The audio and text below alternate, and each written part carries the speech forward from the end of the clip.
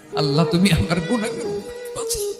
বিশ্বনবী পাগলের মতো একবার হাউজে কাউসারে যাবেন, একবার সিরাতে যাবেন, একবার পুলসিরাতের দিকে, একবার হাউজে কাউসারে পাগলের মতো দৌড়াতে থাকবেন।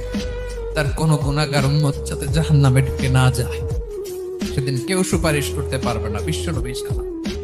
কিয়ামতের ময়দানে ওই বিভীষিকাময় সময়ে মুসিবতের কালে মানুষগুলো পাগল হয়ে বিশ্বনবীকে খুঁজতে আরম্ভ করবে।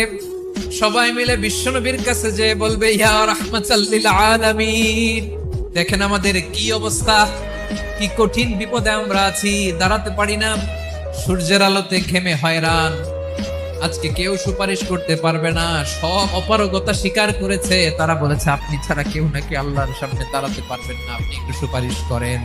বিশ্বনবী মাকামে মাহমুদে যে আল্লাহু আকবার বলে সিজদায় লুটিয়ে পড়বেন, বিশ্বনবী এমন ভাবে অজর দ্বারায় সিজদায় লুটিয়ে পড়ে কাঁদবেন, রব্বুল